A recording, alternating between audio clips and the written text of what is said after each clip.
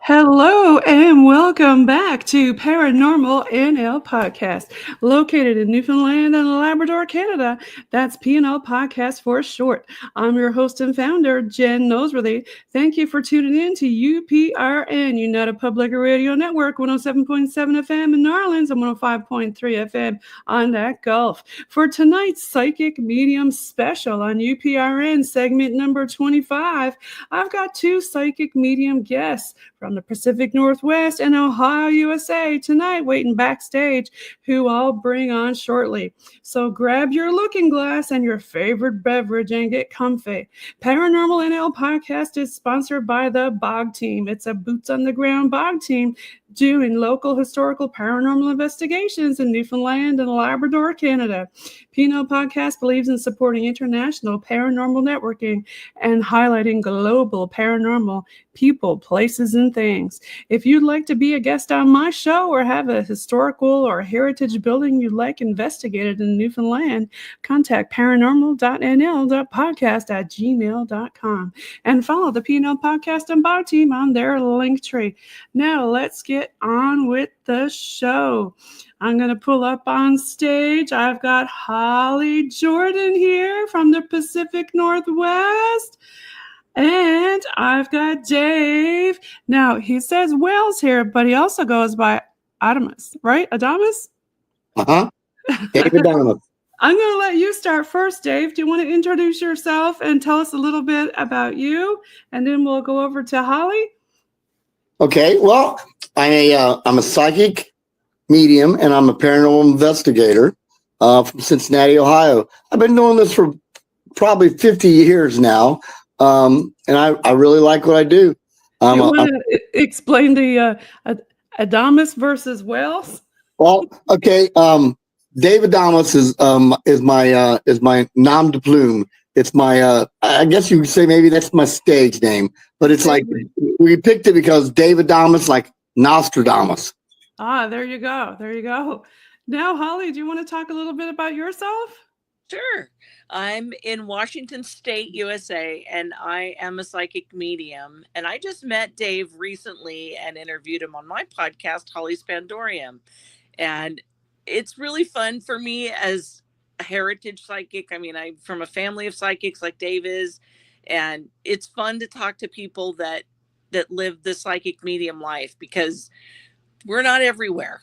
You know, there's a handful of people that do what we do, and it's a real gift and it's a blessing. And it's wonderful to be able to share that gift. So I'm glad that we got to be on here today. It's awesome. So thanks for having us here.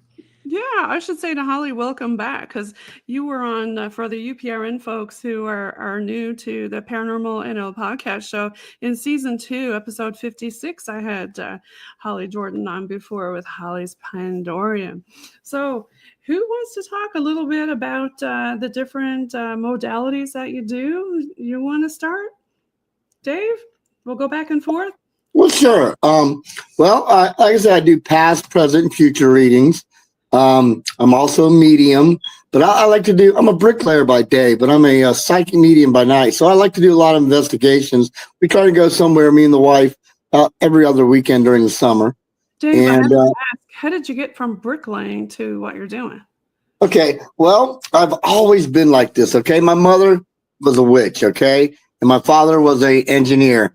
And growing up, it was always table talk to talk about the psychics, the ESP, the astral projection, the UFOs, the Bigfoot. That was how we sat and talked about it. It was my father was a very smart man, and he put this instilled this curiosity with all my sisters and myself. Nice. So it's in the family. So you also run the Haunted Darkness and Paranormal group. Yeah, I run that Haunted Darkness and Paranormal, but I also have free and paid psychic readings from Dave and friends. But I'm the administrator in a couple of the biggest groups on Facebook. So, I'm always out there is what I'm trying to say. You want to talk a little bit more about some of the things that you offer folks? Well, it just depends on the person. Okay. As Holly and I were talking about last week, just seems like, you get so much information off a person. It really, it all blends together for me. It doesn't matter. Again, I always say when I touch someone, it's like a computer. It seems like I get so much information. So is that you have to touch people, or do you prefer to do it? Do you have a preference, remote versus? Well, I prefer if I can get a touch with people. I prefer that, but I can read photos. I can read voices. If you were to call in, I could give you a reading just off of your voice. But I don't know. Like I say, to me, it all blends together. It's hard to say, just one thing. I'm this or that. I think that I'm a firm believer that everyone has psychic abilities, psychic gifts. It's like any other muscle in the human body. You just need to work it out to make it stronger. What do you think, Holly? I've heard a lot of people say that everybody has the ability. So I'm glad that you said that, Dave, because I believe that as well. I was very fortunate. I grew up in a family with someone who encouraged going with these gifts and these inclinations. Everybody knows little kids say things that are maybe a little outlandish. They heard something, or they have an imaginary friend or whatever. And most of the time as adults, we tend to discourage children from, no, you didn't see that. No, you didn't hear that. My favorite video recently is of a little boy on Facebook, and he's walking down his hallway, and he stops at his bathroom, and he turns and just waves, and his mom says, "What are you doing?" And he says, "I'm saying goodnight to the man on the ceiling." And she stops and gets kind of freaked out. But the truth is, children are so open, and all kids have this. They're born open to energies and things that we take for granted as adults. We tend to, from a medical standpoint, do you think it's because of the pineal gland is not calcified or hardened yet? Is that what you guys think? But I do believe that if you use it, it stays malleable and it stays more flexible. There's a lot of evidence that says the pineal gland is the main core of it, but I also believe that it's on an energy level. I really think it has a lot to do with our souls, because the soul energy is constant. The pineal gland can be strong or weak or whatever, but your soul is always bright. We come from light and love, and that's where we stay. And depending on whether you're open to it or not, you've got abilities. And I track this back in a way to when people were much older, thousands of years ago, hunter-gatherers, people that are in the medical field like yourself, and people that are firefighters, people that are in the military, police officers. We have a natural instinct to protect ourselves. We have an awareness of danger. True. Okay. Everyone has that. And that's part of it. It's just an awareness of energy near us. Just like you could be doing the dishes and maybe you got the radio playing and you get this sensation that someone's behind you, but you didn't hear them. And sure enough, there's your spouse. Right. It's stuff that we pick up on. And I believe it's for self-preservation. It's to help us stay alive so we can be aware of our surroundings. The fight or flight.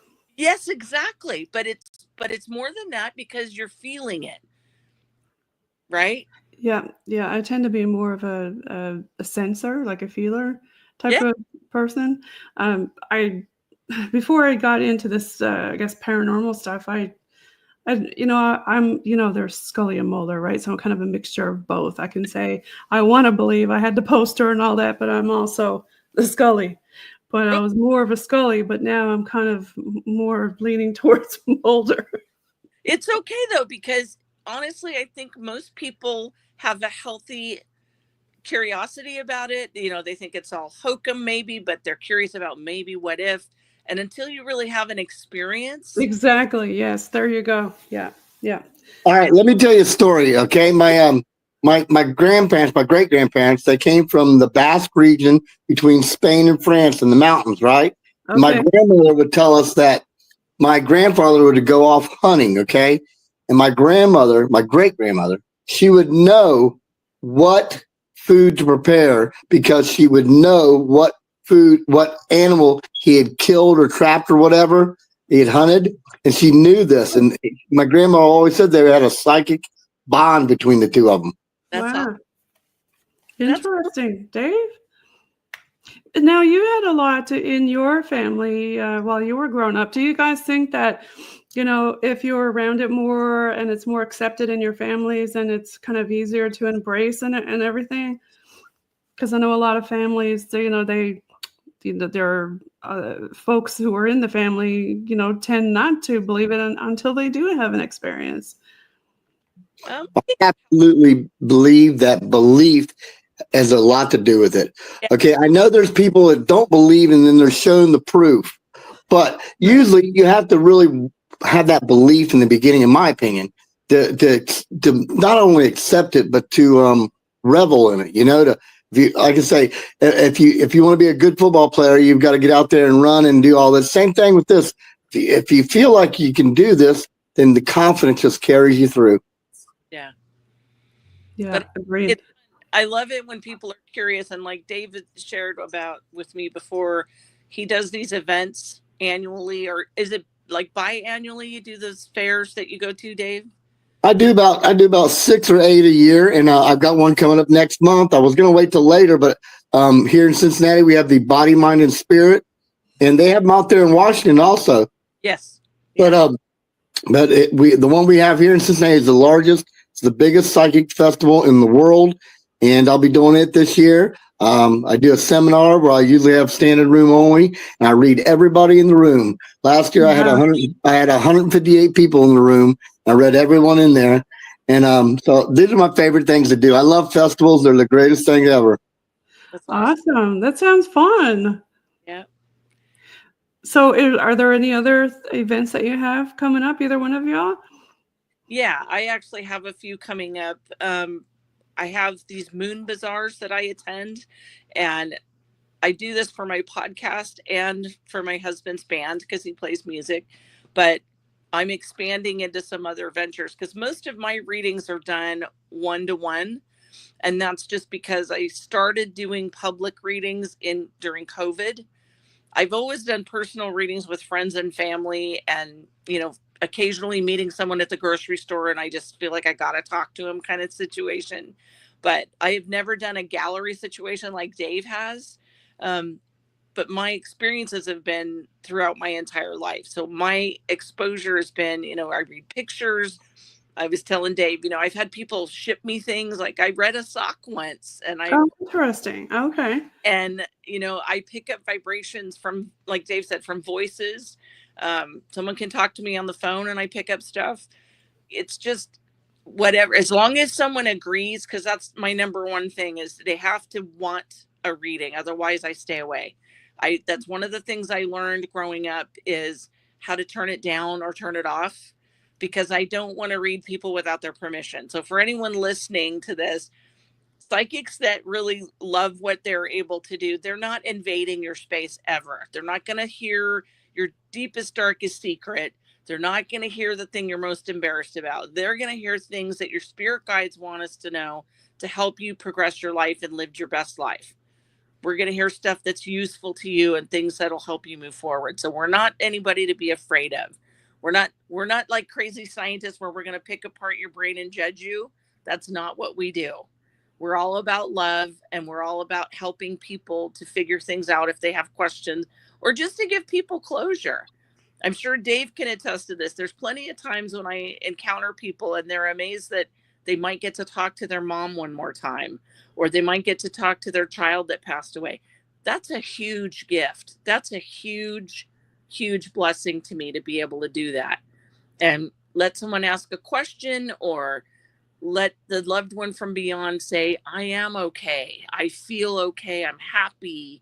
And, I'm with other people that I love. And those things are precious moments in life we don't get all the time. They are very important. Yeah. And do you have any readings or things that you want to share with us by not divulging the person or place or anything like that kind of stick out in your mind that you've done? Well, just recently, I did a reading for a lady, and her husband had passed, and she said, I feel him there. I smell his cigar smoke. I I feel his presence. Well, I don't directly interact with any spirit. Okay. I learned a long time ago that I don't want to have that in me. So I go through my angels, my guides. Okay. But, and my angels were talking to this guy, and he just did not want to leave her alone. He wanted to be there with her all times and forever. And he kind of looked like, I'm guessing, the way he died. He was in his late 50s or 60s, and he was kind of crumpled, and he had the sagging eyes, and he looked tired. And my guides were talking to him, and we said, why don't you go on to the light, and you'll be, because you're turned to energy when you go on to see the creator. And my guide says, why don't you go do that? And then you can always come back and visit her. And I'd say 2 days later, she says, my house feels so much better. It's lighter. It's like, like somebody pulled a veil or opened a curtain. And then my guide says, he's back. And he was no longer this older, rumpled, tired man. He was this young, vibrant energy, because I'm guessing he was turned to energy by the creator. And it was just amazing to see the difference. And the way the person I did the reading for, the way her I guess, attitude changed. She was like, why is he doing this? How's he feeling? I miss him and blah, blah, blah. But now she's saying, oh, I feel so good. I know he's happy. And, she was raised up.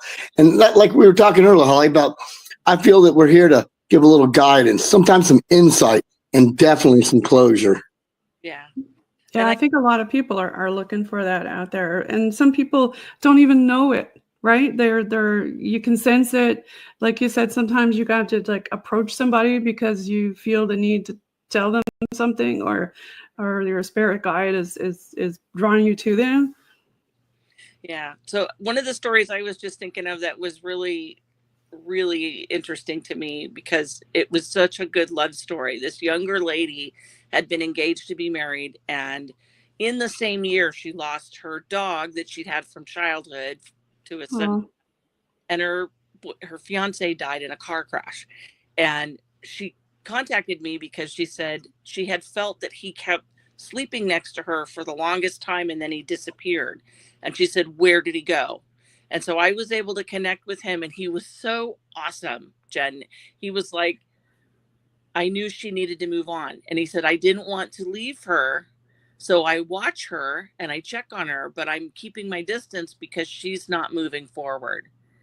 And the dog came, which was really cool. I love it when animals show up. I love pet spirits. Yeah.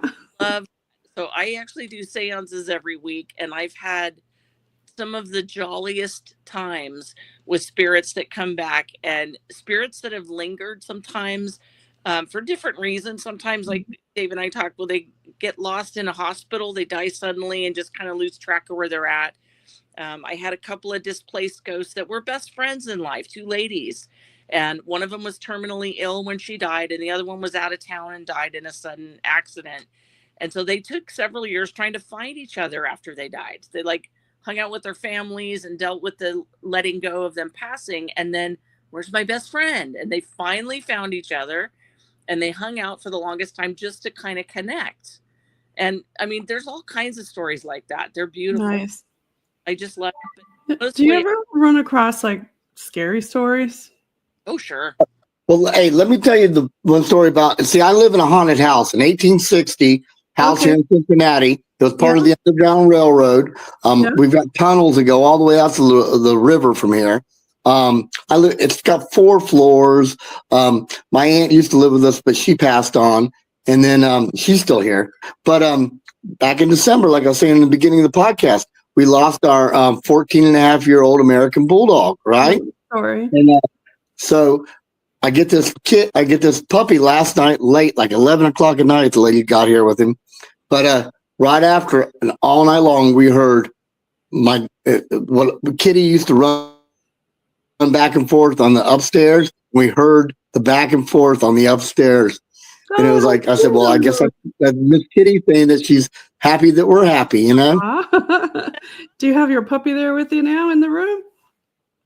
Yeah, but he's asleep, and I don't want to wake him up. I'll tell you what, he is an eating and pooping machine. That's what puppies and babies do, right? Hey, and I'm not bullcrapping. He's at least eaten 5 bowlfuls of high protein. We got him the high protein stuff. I don't know why. My vet said to make him poop more, but we got him the high protein dog food, and he's eaten 5 bowls of it, right? And he's pooped at least 7 times. I'm like, Oh, no.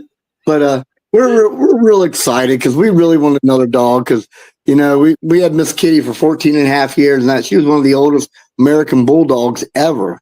She almost got the record. Wow. So tell me more about your haunted house. What else goes on in there?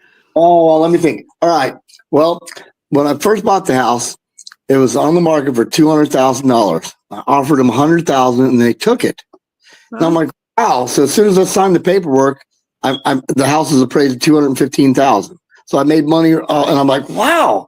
So neighbors come up and they say, your house is haunted, And they say there's pictures in the Cincinnati Enquirer going all the way back to the 1930s of man standing in your window. And I said, great.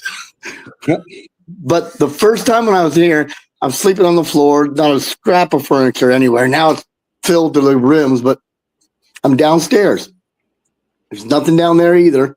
I'm walking around, and all of a sudden, a light bulb comes flying out of the air at me from who knows where, and it pops. So I said, hey, now look, if you guys are going to keep this up, I said, you're going to have to start paying rent. That's right. You got to lay down the rules to them, don't you?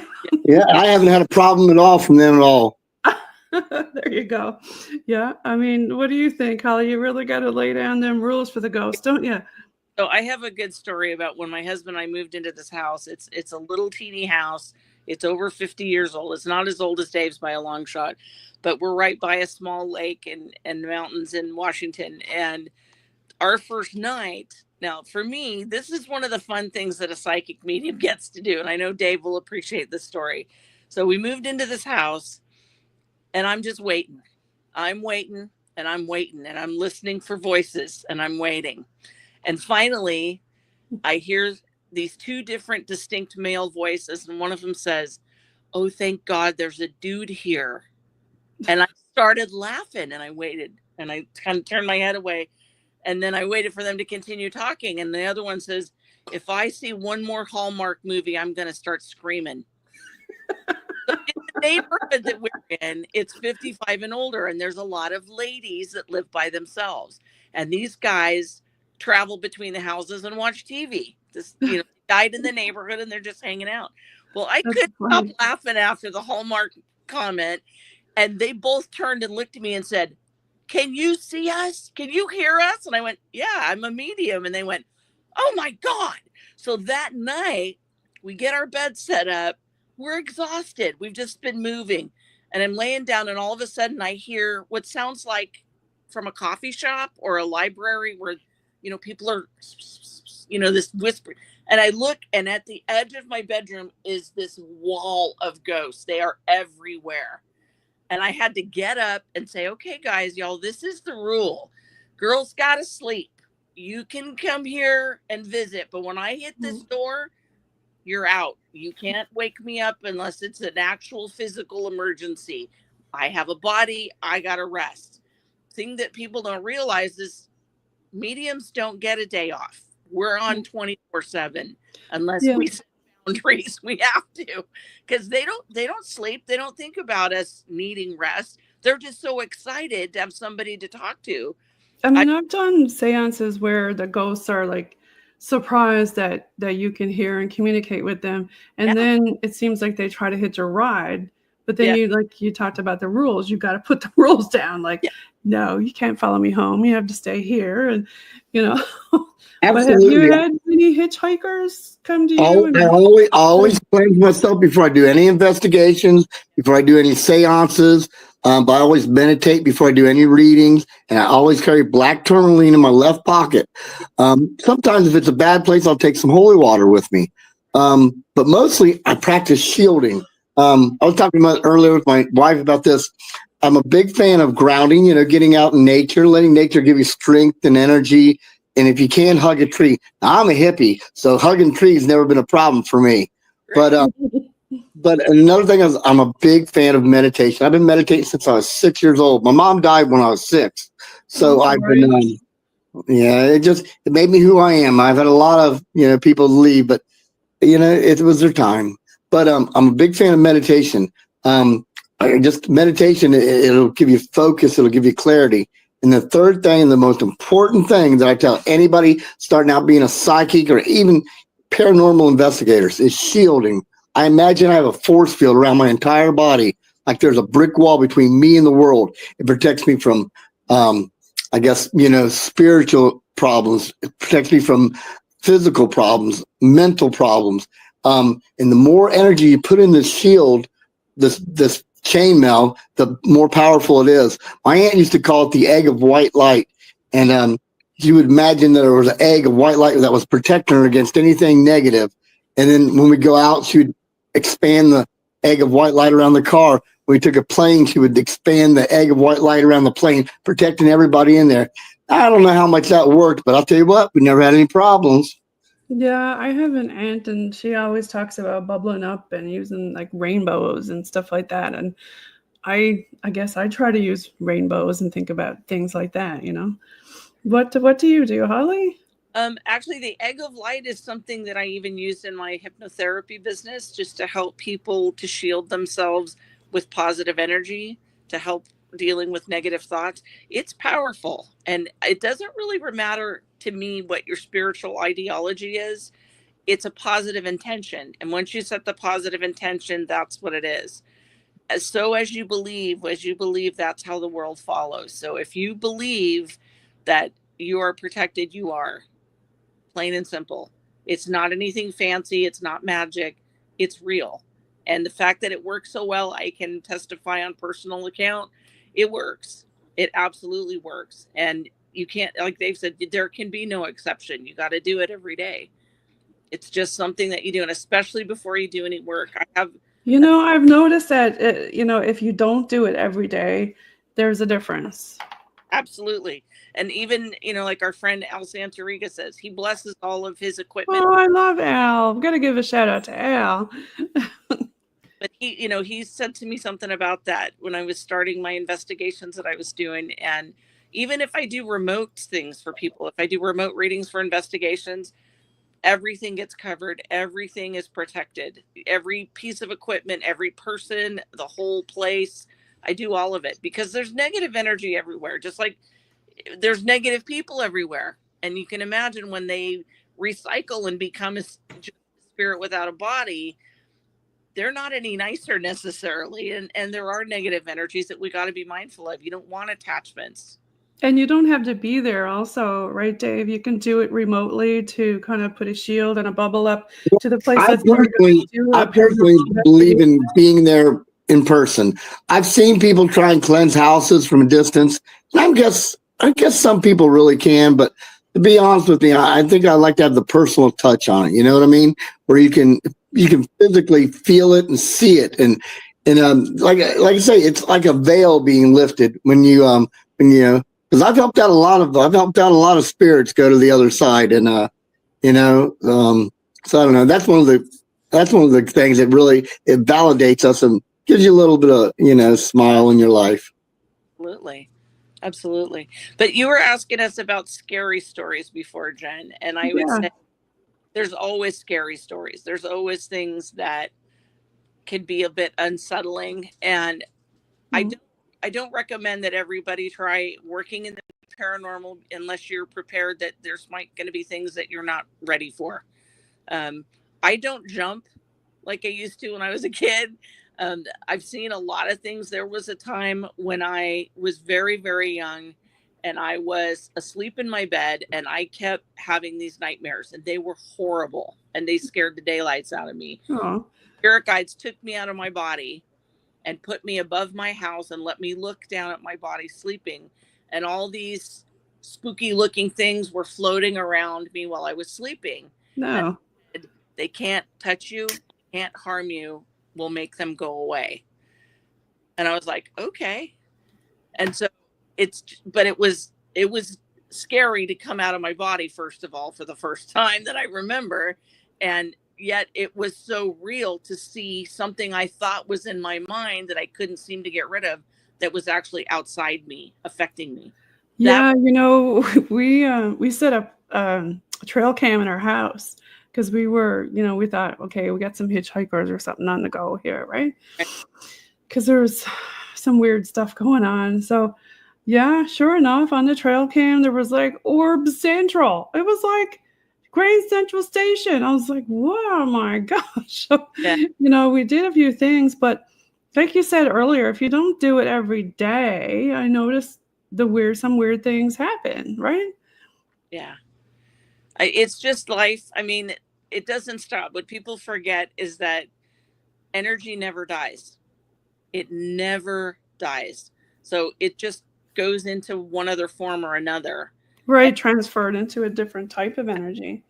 Well, I believe Einstein said it best when he said, energy cannot be created nor destroyed, only changed. Right. Yeah, that is 100% true. Yeah, I like to talk about, philosophy and physics because I think those two are kind of hand in hand, aren't they? Yeah. Science is just magic. It hasn't caught up to it yet. Mm-hmm. Yeah, I believe that. All right. I got a scary story for you. It doesn't really have a whole lot to do with paranormal, but it has a lot to do with, I guess, horror. Okay. All right. When I was younger, my first wife and I, we were probably 18 years old. We took a trip and we were going to the Red River Gorge. I don't know if you guys have ever heard of this place. It's in Kentucky. It's the Daniel Boone's National Forest. It's a huge expanse. And when I was a kid, everybody would go every weekend. It was a big thing to do it. Now nobody goes, I guess, because everybody's playing on their PlayStations or whatever. But so we've got a family. I've got 3 children at the time, and so we stop at a Cracker Barrel on the way up into the mountains. I love Cracker Barrel. So we go through there, and I got some beautiful kids. My daughter was a redhead. My wife was a redhead. My sons were dark complected. And so we get our food, but the whole time I'm getting this EBGB feelings. Like that feeling when somebody's like watching you, and your hairs on the back of your neck are sticking up, right? Yeah. So we eat our food and we go to pay, and the guy says, "Oh no, your food was paid by a gentleman." And we said, "What?" Yeah. Okay. So we ended up going on from there. We went on down the camping into the gorge, and we were, we like the primitive camp, so we're using a tent and we're swimming in the pond, or I guess it was a creek, and we're just having a great time. And so about 7 days later, we pack up and we're pretty dirty, and we've been camping, so we're on the way home. So we stop at the same Cracker Barrel on the way home, right? And so, I'm a little, but we eat and we go to pay, same thing. The guy said, somebody paid for your meal already. And I said, I want to see the manager, because at this point I'm getting a little, spooky. And the manager said, yeah, he was an older gentleman. He paid for your food. He said, you had a lovely family. And I'm thinking, what the heck is going on here, right? So here it is. I'm going to say 30 years later, we hear the story about this redheaded killer down the Red River Gorge. This guy's been killing redheaded women for 50 plus years, right? Ew. And so we heard this story. And I told my current wife, because my first wife passed away when she died when she was 27. But I was telling my current wife, I said, we really dodged that bullet. Yeah, that's weird. I mean, that was his MO. He would pick people up. I'm guessing at the restaurants or whatever, or not pick people up. He would pick people out. And they said that he killed over 50 redheaded women. Wow. Oh my gosh. Dang. Keepers. Yeah.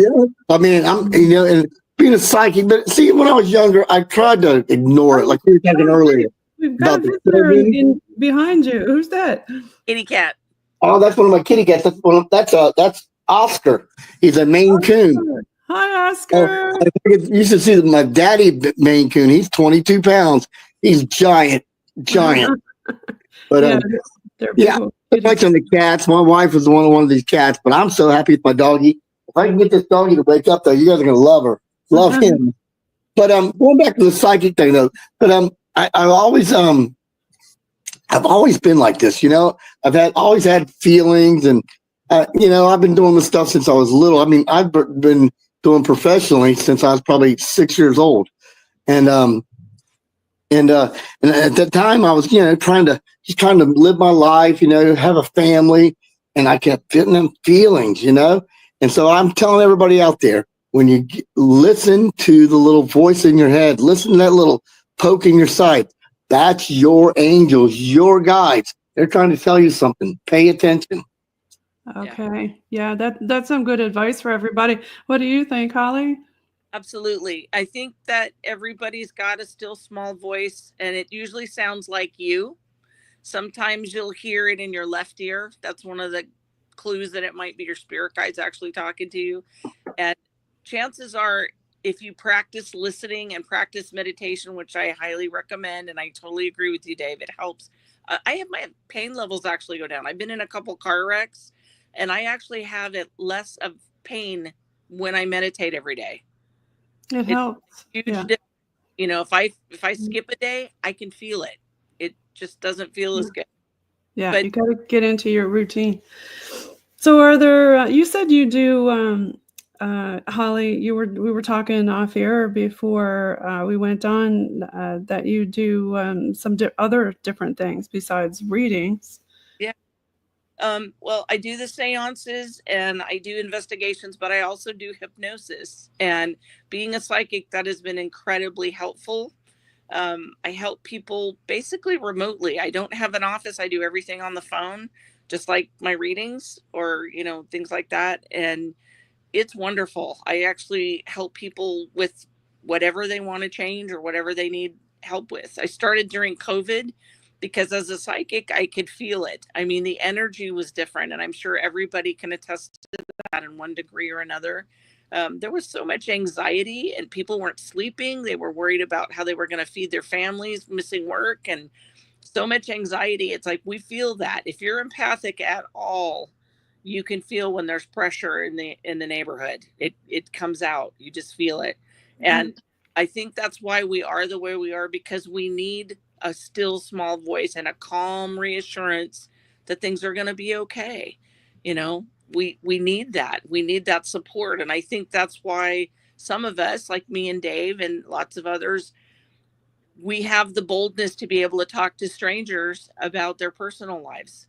And my husband laughs because I'll go into a store.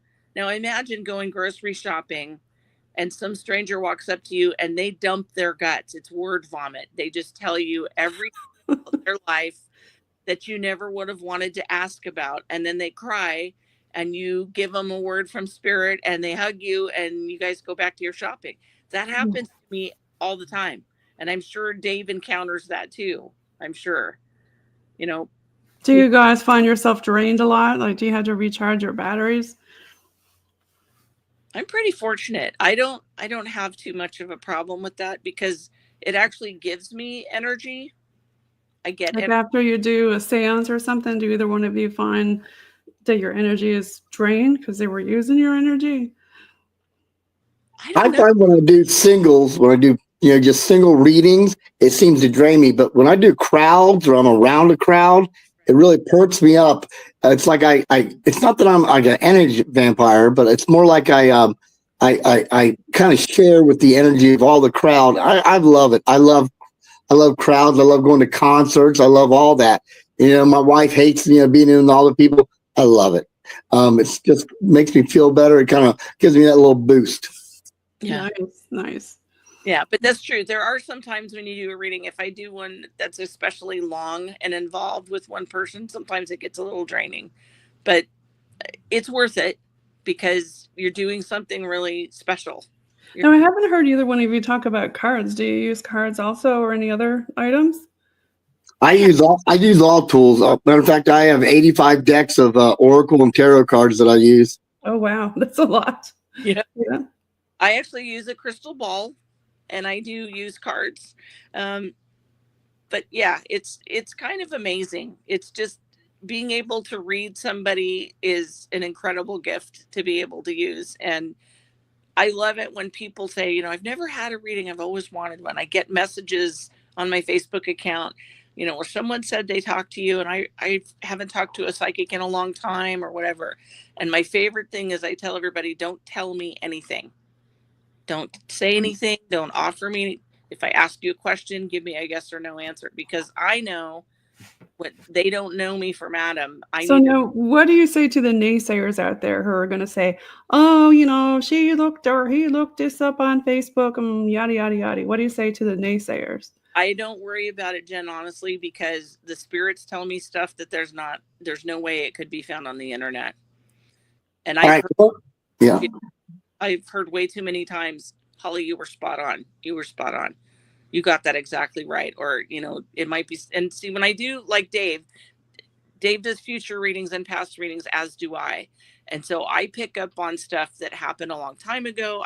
I get stuff that's in the future. So what I do is I ask people to please save the reading and refer to it and then come back to me. And I want to hear an update on how things go. And there's nothing more jolly than hearing, yes, I got that job. And yes, I went and did this, or yes, I got that house, or yes, I got this relationship. I have this one story that I love, and it's a gentleman that I've been working with for years. And he came to me, a total skeptic, didn't believe in psychics, but just for the hell of it, his sister bugged him and said, talk to this lady. He had actually gone to jail for something that he didn't do. And he was so bitter and so angry, it just kind of corroded his soul. And so it would, right? So I talked to him about all that. And I talked to him about what happened with his business partner that caused all this and all these things. And then once he got through the crusty part, he was able to let go. He was able to move forward. And he finally found the love of his life. But it took 2 years. Oh, and okay. it took, reading for him on several occasions when he was struggling and just finding the grain of goodness in whatever was going on in his life, because it was a tough thing to overcome. And I think that's one of the biggest parts of this that people forget about or don't think about is if you're stuck, if you're not sleeping, or if you're really stressed out, maybe you need to ask for help. Maybe you need to reach out and be vulnerable for 5 minutes and just let somebody fail with you and help you connect with resources that maybe you're not in touch with right now. And because we get wrapped up in our grief, we get stuck in our own heads. We think too much about our jobs and our personal lives and our health, especially. There's all kinds of things we get stuck on. And working with a psychic or a medium, that's our jam. So what do you do when you see something that's going to be, I guess, ominous? Dave, do you ever have something like that happen? Hey, first on the question about the cards or the tools, I'm going to be absolutely honest with you. Like I said, I have runes, I have crystal ball, I have cards. Okay, but the truth of the matter is, in my opinion anyway, for me at least, they're just window dressing. I don't need the cards. I don't need the crystal ball to tell you what I see. Okay. Again, everything I say comes from my angels. Okay. And I always tell people I am just the messenger. But people feel, especially when I do these shows, because besides doing like the victory, the body, mind, and spirit, I do the victory of light. I do the, I do these Native American festivals up in Adams County at the Great Serpent Mound every year. I do the equinox and the equinox festivals, and people feel more at home. They feel more at ease if I pull some cards and I show them the card and I tell them, because I never use what the cards say on the booklets anyway. I always go by what my angels tell me, but it seems like people are more comfortable. They're more at ease when you say, they're like, oh, well, the reason that he knew this and that was not because of him. It was because of the cards, or it was because of the crystal ball, or, whatever. And I find it puts people, if you don't have any of that, it seems that people are a little unnerved by when you tell them things about themselves. But talking about that ominous thing, I would never, ever do a dark reading. That's what, like if somebody was going to get sick or they were going to die. I would never tell them that. I would say instead, go out and have some fun, enjoy yourself, live like there's no tomorrow. I would never want to put in my opinion, we see as psychics, we're not here to change the future. We're just here to help people, give them a little insight, a little guidance, a little closure. All right. But all right, let me tell you one real quick story. All right. I'm at the Victory of Lights Festival. It's been about probably 6 or 8 years ago. Okay. Right. And we got tables. If you've ever been to any kind of festival, you got tables and booths where people lined up all around, and they were putting lights up. I guess, the great big lights, that shine down. Even though it was the daytime, I don't know why they were putting lights up, but they were putting lights up. And this one young guy was putting the light up, and he was standing in front of my table. I looked at him. I said, "Step." He stepped. I said, "Step." He stepped. About that time, the light came down. Oh my He looked at goodness. me. I said, "You're welcome." Oh, So again, it's not that I'm trying to change anything, but you know what I mean? You get, what I'm saying? You get in that zone and you're like, whoa, wait a minute. Step over here, And I've done this with my wife. Like, I'll say, don't drive. Get in the car. I'll drive you. Why? And then, her car will break down or be broken down, So I don't really think we're going to change anything, but I've always found that people like us psychics, that we've gone through trauma. Usually a trauma, in my opinion, is what opens us up. It makes us who we are. I mean, I'm a firm believer that everybody has gifts, but I believe that trauma, I always tell people, by helping you, it heals me. Because the most broken people are the ones that are helping the most people, Mm-hmm. Yeah. I was at a festival one time, and I had one person approach me, and they kept telling me a couple different times. They came up to me and said, "I see 3 pillars. What does 3 pillars mean to you?" And I was like saying to myself, Masonic, maybe? I don't know. Like, that's the only thing that I could figure, right? There's a tarot card with 3 pillars. But again, see, like Holly was saying, I never would do a reading unless I'm invited. I never enter a person's energy unless they invite me. See, I read people different than most. Like a lot of people, they want to read you from the outside. I read you from the inside out. That's why I always ask permission. And it gives me a better outlook on things, Yeah. But I don't know. Somebody came out and was trying to read me like last year at the Victory of at the Body, Mind, Spirit. That Teresa Caputo was there, the Long Island medium. In case you have that TV show. Yeah. And I watched her TV shows several times. And she'll go out and on people on the street and say, this spirit wants you to talk to, and I thought, wow, if I was just enjoying myself on a night out with my wife and some lady came up, I think she was crazy. Yeah. Right. Like you were talking about consent and stuff like that earlier. You don't want to confuse the person or scare them or things like that either, right? And the point of it is you want someone to be receptive. If people are interested, chances are they may not be very open to what they're hearing. They got to be ready. People are not going to listen to stuff when they're not really looking for it and they're not receptive to it. So to me, it's part of our life contracts. I do believe that everyone's life has a plan, even though people feel like they're randomly born, their parents accidentally had them. Their life is an accident. They weren't meant for anything. I feel really sad when people have that viewpoint, because I do believe everyone has a purpose. And in my belief system, people plan what they're going to do in their life, even though it may seem terrible to some or really hard, big hardships. But all of that helps us to grow and learn. We can't get it all done in one life. There's too much. There's too much experience. There's too many life lessons to learn. There's a lot we need to figure out. And it's all interconnected. Absolutely. And every time you have something really big happen in your life, you lose a loved one or you have a major health crisis. I mean, I had a heart attack 14 years ago and died for 8.5 minutes.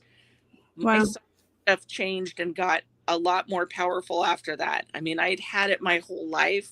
I've had a lot of people say that. Yeah, I didn't use it as much as I do now. I use it a lot more now because I just feel like that's what I'm supposed to do. It just makes more sense for me to do that. And like in my case, when I read for someone, one of the things I do when I feel led to is I imagine the person standing in front of me and I literally go in a circle around them in my mind and kind of do an x-ray to see if there's anything that's going on with their bodies, because my spirit guides will tell me there's something there. And that's where I find health things, and not to scare people, but just to make them aware, if there's something going on in their bodies. I had a lady the other day that I was reading for, and she was in perimenopause. She had been having trouble sleeping, and all these things were happening. And so I talked to her about that. And I tell people, I'm not a doctor. Please check with your doctor. But this is what I'm picking up. This is what the spirit guides are sharing with me. And I'm like Dave in that sense too, that I listen to the spirit guides. I don't dive in by myself. I don't go anywhere alone. Ever. Bring your spirit guides always. Yeah. I would never. I've seen. Have you ever seen a channeler? People let the spirits take over. Never. I would never do that. Never do that. Never say use my energy. No, Well, no. Again, what is the one thing that a spirit wants? Yeah. Light. Energy. Yeah. You know, so they don't really want to give it up once you give it to them anyway. But And I find they're also attracted to candles and stuff like that, because I've asked them at different seances and stuff that we've done, how did you find us? The light, the candle was on. It's not usually on at this time or that time or it's light and it's intent. That's when you go to. We were talking last time about when you go to a hospital or a cemetery. Your light, especially the light of psychics or mediums. I always say the gifted. It seems to shine. It draws. It's like a magnet. All these spirits and entities and yeah. They know that you know. There's a lady that I interviewed a year and a half ago that had just gone to a psychic training course and then went on vacation to Jerusalem, and she went by a haunted hotel. She couldn't wait to see it. It was on this places to go and see map type thing. And she just went by this place and ended up bringing home a spirit. She had forgotten to protect herself. Oops. Yeah. Sometimes that happens, you're out, you're tired, you go home, you forget, right? I've talked to some people that said, oh, don't forget to protect not only your house and you and your loved ones and blah, blah, blah, but your car and your property, right? Because finance, all of it. Yeah. I smudge myself every week. I smudge my home. But when I do an investigation, when I'm coming back in, I'll take my shoes and everything off outside. I have geodes outside, giant crystal geodes. Then I have some selenite inside. And if I feel that if anything carries on through it, I try and leave it there. I try and leave it at the door. And I always say a prayer. No spirits, no negativity can enter my house and all this. And I don't know. I've been pretty lucky. I haven't really had anything attached to me, but we used to do a lot of investigations at Bobby Mackey's. Have you ever heard of that? The haunted nightclub. Yeah. Didn't they just tear that down? Yeah, they tore it down. But I've got some video that I'll have to send you that where they're tearing it down and this puff of smoke. Oh wow! Away. And everybody's like, "Oh, that was just dust." Look, I'm a general contractor for 47 years, okay, and I'm telling you what, that was something, But they're rebuilding it. I worked on the original building, so they're going to rebuild it, and he's going to come back, and I don't know, but it's just a fun place. But I've always heard of people who would take little things from Bobby Mackey's, right? And they would get access because of that. So I always say, never take anything from a haunted, venue. Yeah, no, leave it there. Family went to Auschwitz and brought some of the rocks from the road track home with them and couldn't figure why they were having so many problems. They had nightmare after nightmare. They had stuff slamming and crashing in their house. They finally mailed the rocks back, and we had a conversation about it. And apparently the people in Auschwitz that run the museum have said they get things in the mail all the time. The people that go out there take it back. Here, take it. I don't want it. And they think it is, and they get it home, and they get all kinds of nonsense going on. And I don't want this, and send it back. Well, living in this haunted house, okay, and everybody's like, I told you we have these tunnels that go all the way to the river. They were part of the Underground Railroad, and they're stoned up, but there's about this much knocked out of the top, or I can just stick my head in there. And everybody's like, why haven't you investigated that? I said, because I'm an empath, and I do not want to pull in all that emotion. No, that would go right in your house, right? Yeah. But I'll tell you what, my house is amazing. We're turning into a haunted bed and breakfast. We've been buying 2 pieces. See, my house is huge. It's got 15 rooms, okay? And we got 4 floors, okay? So we've closed off the upper. That's where my Aunt Alice lived before she passed. But we closed it off. But we're going to turn that into a haunted bed and breakfast. But like I say, we hear stuff here recently. The activity has been going off the charts. There'll be orbs all over the place.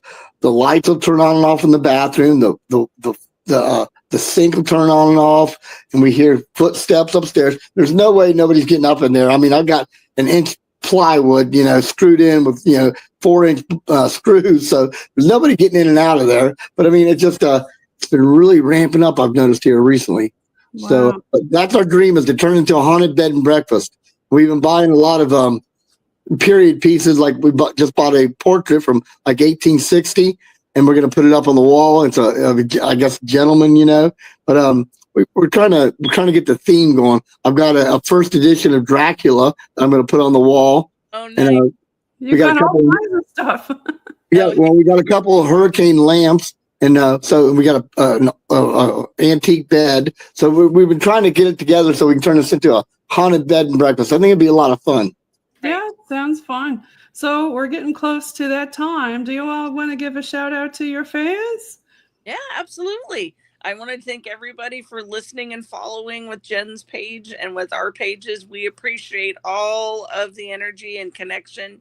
We love to hear from all of you, and we really appreciate your time. And please, whatever platform you're on, if you can like or follow, all of that helps, and we need all that. So please do it. It doesn't cost anything, and it takes just a second. So please do that for us. Thanks, Holly. Everybody follow Holly Jordan. Now, Dave, do you want to give a shout out to your fans? Yeah, I'm Dave Wells, but on Facebook I go by Dave Adomus. You can follow me in my groups, free and paid psychic readings from Dave and Friends, or Haunted Darkness and Paranormal. But I'm also an administrator in one of the biggest groups, it's free readings and psychic connections. Look it up. It's 160,000 group. Come on there. And like I do lives during the week. Come and see me. And like I say, and if you're in Cincinnati, on April 12th to 13th, come and see me at the Body, Mind, and Spirit. It'll be great. Sunday I do my seminar. Come and see me. All right. Awesome. Thanks so much, you guys, for being on the show. I really appreciate it. And you're listening to UPRN, United Public Radio Network, 107.7 FM in New Orleans and 105.3 FM on that Gulf Coast. Now, do you all want to give any other shout outs to anybody? We still got a few minutes, or I can go right into some music. Well, I want to thank my wife for sticking with me. We've been together for 42 years. Yeah, that's a lot of energy that you're having to deal with, but you know what, I really appreciate both of you and what you're doing for everybody. Thank you so much. Well, we're grateful for being here, Jen. Thanks again for having us on here, because I think the more we can stay in touch with the public and help people to understand what it is we do and why we do it, I think it helps dispel myth and misconceptions about psychics. We're everyday people. We have jobs, we have families, we have health crises. We live just like you do. We just have this thing that we do that helps others, and we're blessed by it. It can be a curse at times. It can be heavy to carry at times, but it's absolutely worth it. It's a blessing to be able to help other people. Well, thanks again for being on, guys. I'm going to leave now with some BOG team music rap. Here we go.